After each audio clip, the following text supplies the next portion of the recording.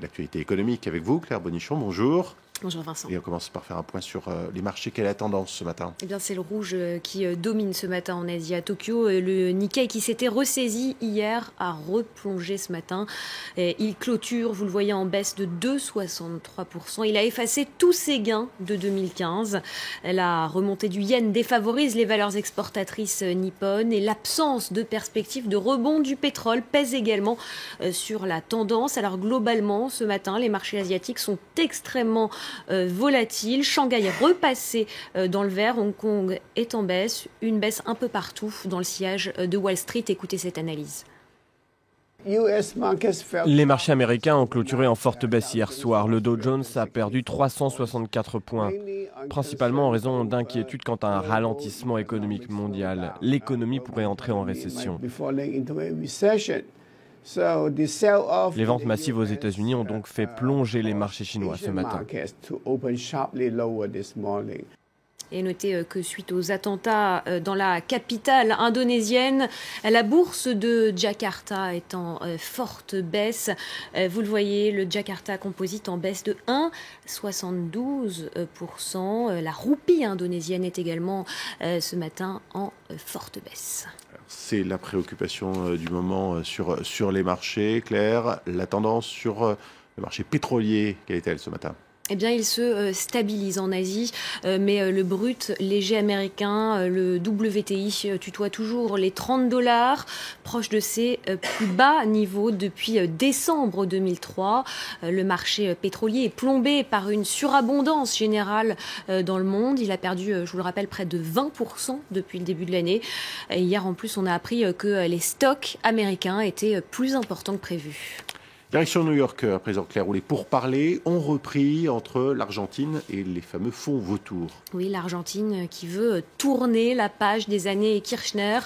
La nouvelle équipe au pouvoir en Argentine, conduite par le président Mauricio Macri, souhaite bien parvenir à un accord avec ces fonds dits vautours, des fonds américains qui avaient profité de la faillite du pays en 2001 et qui avaient refusé de participer aux deux restructurations de la dette argentine en 2005 et 2010.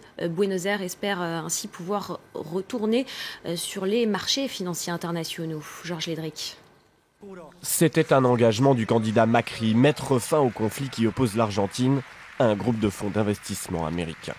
Élu président en novembre, il a donc dépêché son ministre des Finances à New York pour reprendre des négociations délaissées par le gouvernement précédent.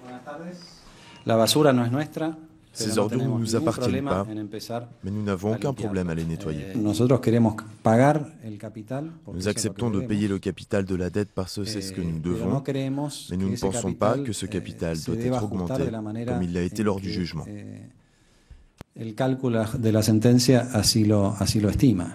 Pour la justice américaine, l'Argentine doit en effet rembourser 2,9 milliards d'impayés suite au défaut du pays en 2001.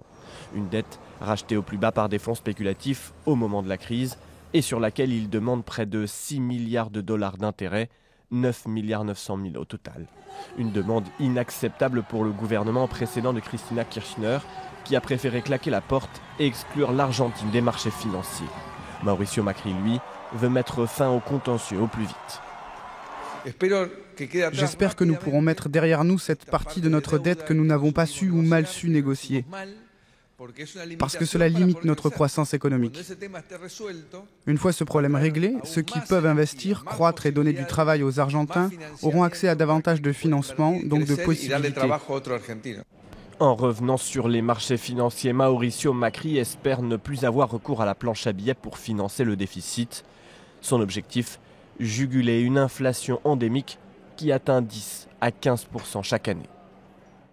Et puis en bref, dans l'actualité des entreprises, le sauvetage d'Areva se précise. EDF et Areva se sont accordés sur une valorisation de la division réacteur du groupe nucléaire français, légèrement supérieure à 2,5 milliards d'euros. EDF devrait formaliser une offre ferme le 27 janvier. Merci Claire Bonichon.